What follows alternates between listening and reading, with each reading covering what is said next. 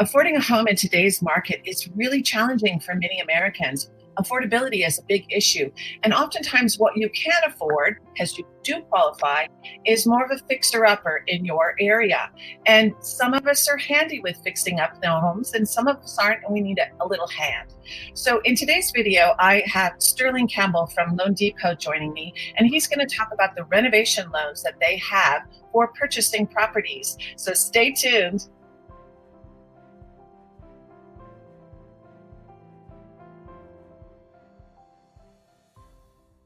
Welcome, Sterling. Thank you so much for taking time to answer questions about this wonderful opportunity with home renovation purchases. And I'm so glad you're here. Why don't you take a minute and tell us a little bit about yourself and why you chose to be a loan officer, and you help bridge that gap of home ownership for some Americans. Well, thank you for having me, Laura. I really appreciate it.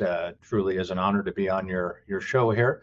But I've been a loan officer for a little bit over 24 years, and I think the thing that I really enjoy about it is helping people achieve their dream of home ownership.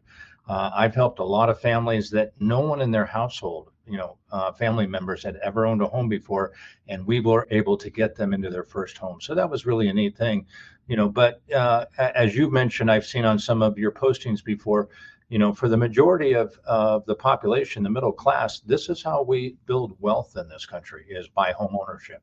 And so it truly is a pleasure to be able to serve my clients. And some of my clients I've been serving since I started, and now doing the younger generation. Let's just leave it at that.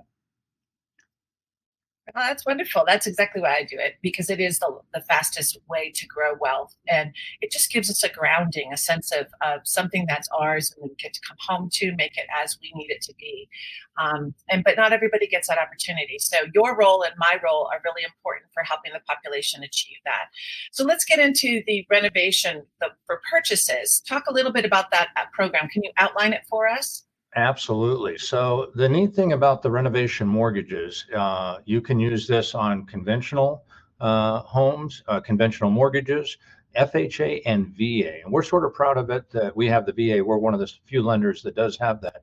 But renovation can be used for repairs, remodeling, finishing a basement, redoing the kitchen, to literally adding onto the home. And you can do that with all the loan programs. One of the nice things with the conventional renovation mortgage is it can be used for a primary residence, second home, and even investment properties. And so basically how it works is the appraisal is done subject to what will this home be worth once everything is completed, the future value of it there. And so that's the really neat part about it, is all the work is done after closing. So your closing is not delayed, assuming we can get the bids quickly there. But from the seller standpoint, it doesn't make any difference to them. The home closes at the agreed price and agreed condition. All the work is done after closing. So in a lot of cases, if the more work a home needs, the families may be able to walk in with some equity into the property when they purchase the home. So I have a few questions on that. What kinds of repairs are covered? What kinds are not covered? Obviously, I'm thinking structural is not covered, but like what does a typical home look like that's utilizing this program? Well, it can be really almost everything out there. Major structural is usually not allowed. But to give you an example, we had one last week, a HUD repo, and we were able to look at that both for a conventional and an FHA, and I believe it would also be eligible for VA. Now, it wasn't major structural. It wasn't really redoing the entire basement. It was simply some, lifting and relaying some concrete, but even to that extreme. But finishing a basement, remodeling the kitchen, you don't like the cabinets on it, you don't like the colors, that type of thing. The main limitation is it pretty much has to be attached to the property in the sense of the home itself. They really don't like to see getting into landscaping and things like that, because that's not really considered part of renovation per se with the home itself there. Okay, well, that's really good to know. So roof, maybe new windows, or a window that's been broken or something like that. Absolutely. Windows and doors are a big one. Energy efficiency, blowing in insulation into our older homes to bring them, up to more energy efficient. Sorry, what about HVAC and AC and things like that? Absolutely. Good case of that. We actually did a conventional renovation last year in Woodland Park, and the furnace was shot. And as you know, as a real estate agent, to get a standard loan, you have to have utilities, especially a heater in Colorado is usually a good thing. And so this home would not have qualified for any standard mortgage. It would have either been a cash deal or a hard money deal, which, as we both know, you'd really want to avoid those if you can. But we were able to close this as a conventional loan. The home closed. It was not eligible for the loan program. We made it eligible after closing. And in that particular scenario, our clients walked in with about $40,000 equity into the property, in addition to what they actually paid for it and the cost of the improvements. So is there loan closing twice, or is there loan closing once and then closing with everything? How is it closing? Like I'm hearing, obviously the repairs are done after. So do we on the set purchase price, the seller gets with it, and then so what are we closing on? So it's a one-time closed loan. So let's take an easy math problem for me. Let's say for a veteran VA home loan, they find a house for $100,000, and if you find one of those around here, please let me know. But and let's say they have $50,000 in improvements. The appraisal again is done subject to what is going to be the value once everything's completed. As long as that appraisal comes in at 150 or greater, that is still a no down payment loan for our veteran. And that corresponds into conventional FHA in relationships to the minimum down payments. Again, and in those cases, it goes off the lesser of the appraisal and or the purchase price plus the cost of improvements, the lesser of those two. So even with conventional, it could be 3.5% down for a first-time home buyer, or excuse me, 3%. I'm down for a first-time home buyer. So if the purchase price advertised was $100,000, is the seller getting $150,000? They are. The loan will actually be for the cost of the purchase and the cost of the repairs. Now I'm using a total figure for the repairs. The other thing to keep in mind, simply because renovation, like construction, is not an exact science, and you never know sometimes what you're going to find when you start opening up walls. We also will require, as part of it, we require a contingency fund, typically 10 to 15% of the cost of the repairs. We don't want anyone to get halfway through and run out of money. That's not good for anybody. But this is the neat thing about it is, let's say we have $50,000 in the total cost of repairs to include the contingency fund. We get done, we only use 40,000 of that. That remaining $10,000 would then be used, it would pay down the mortgage, that amount. So you do get credit for it there. But again, we don't want to set up, someone in a difficult situation. We want to make sure they have that little bit extra just in case there. So the seller benefits then too, and as well as the buyer? Absolutely, because the home closes at the agreed to price. Okay, it does not affect the seller. It does not affect what is paid to the real estate agents, because that's of course a concern with the seller sometimes. How much am I going to have to pay my agent there and the agents involved? So everything is based upon the agreed sales price, and then the renovation amount is added to that. But it is separate. The mortgage obviously is separate from the actual purchase price. So the seller gets paid, we close the loan. So again, assuming we can get bids, fairly quickly, the home closes quickly, usually on time. Everything is taken care of from the seller, the agents, and then we handle all of the remodeling, the improvements after closing there. So I think I'm misunderstanding a part. If the house is for sale for $100,000, does the seller get $100,000? Or that's the agreed price. Okay. Whatever is agreed to doesn't change really anything on the seller side.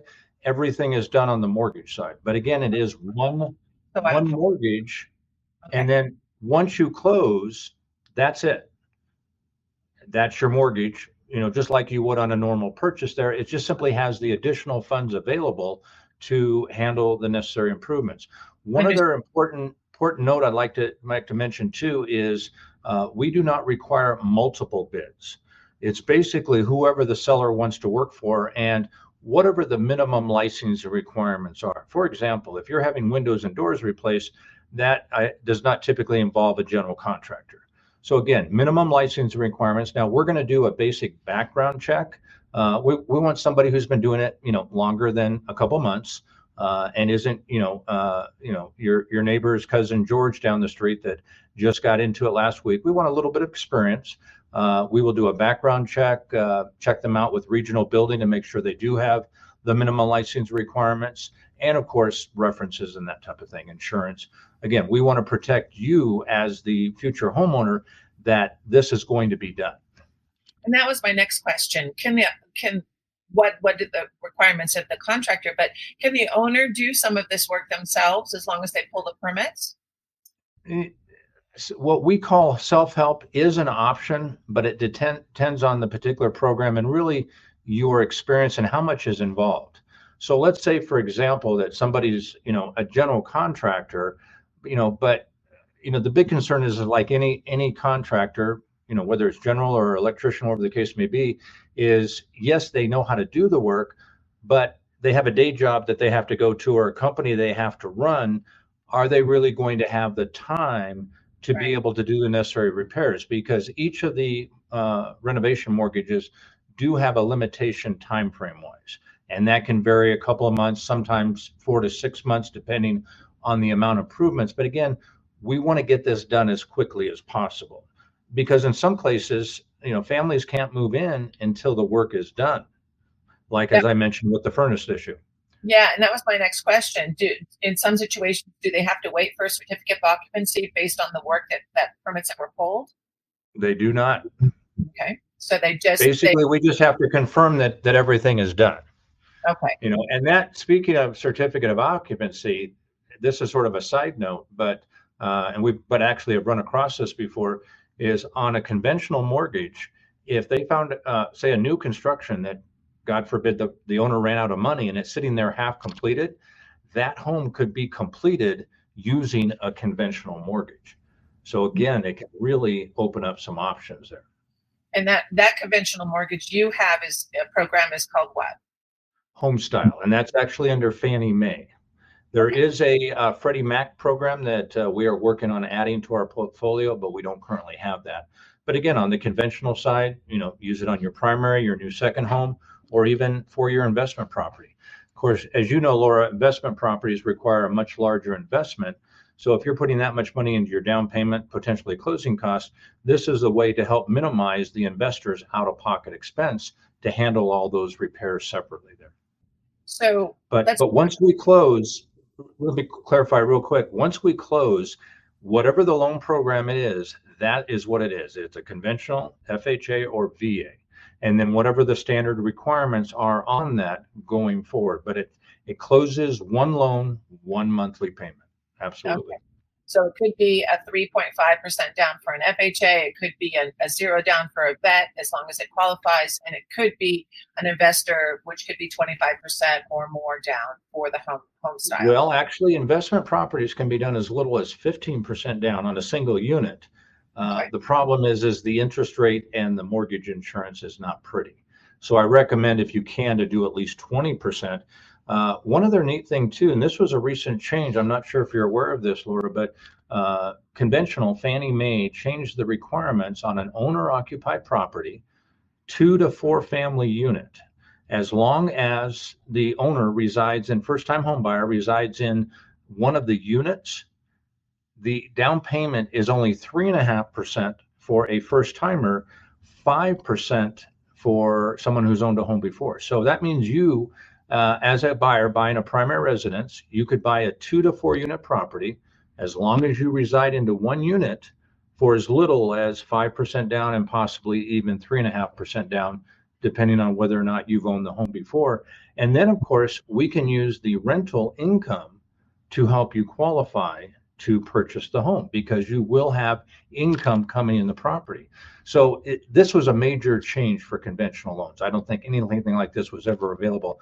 I believe it used to be you had to have 15 or 20% down for simply a 2 unit. 4 unit went up to 25% down. Simply multiple units are considered, rental properties in general are considered a higher risk. Tenants don't take as good a care of properties. So on that note, if you are doing one of those, do you have to have a certain amount of money in the bank for reserves for some of these loans? It depends on the loan program. Okay. Typically, if you have more than one unit, which of course, as you know, you can do with VA and FHA, you can buy up to a 4-unit property as long as you reside in one of the units. They typically want to see additional reserves of 6 months of your PITI, principal, interest, taxes, and insurance. Again, because investments are a higher risk, we don't want to set somebody up for fail. And as a real estate investor myself, I strongly recommend, like any good financial planner, in general, even if it's just single family home, you should have 3 to 4 months of your monthly expenses set aside in emergency reserve account. If you're employed, self-employed should be probably closer to 6 months. But the same thing if you own investment property, you want to be prepared for that kind of situation. But we can typically look at, doesn't necessarily have to be cash on hand. We can sometimes look at investments, sometimes retirement funds. Not that we're going to touch it. We want something available just in case if that tenant, happened to skip out, did damage to the property. Well, I think that's important for first-time homebuyers to understand that, having reserves is usually a requirement in certain types of loan programs, especially with an income property. And it's a great concept. I think it's a wonderful way to get your foot in the door and get your first investment properties as your primary residence initially, to kind of get that going and start to create that portfolio and some passive income in time. And it's your first property, so it could be a combination of both. And starting that road, it works for some and it may not work for them. But I think this is such a fabulous program for that first time home buyer in many ways, because a lot of times what they can afford isn't very high and it does need work, and they can't necessarily do that work, and they would love to have something that they could get their foot into and they can qualify for. So it's a great program. If you were to define, say, 3 types of people for this program, how would you outline those types of buyers that would benefit from this one? Well, just about everybody. A good section, of course, is first timers. In today's tight real estate market, as you well know, inventory is a little bit limited. So the more that we can open up inventory wise to our clients, the more options that they're going to have.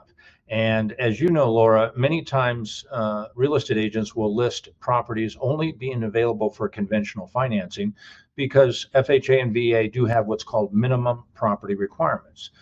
There's just some minimums that they require. So a lot of times the selling agent, especially in a good seller's market, may say, well, we're just not going to deal with the government loans. We're only going to conventional. So you as their agent can then say, let's look at everything out there. Let's see why they did not list it for government financing, FHA and VA.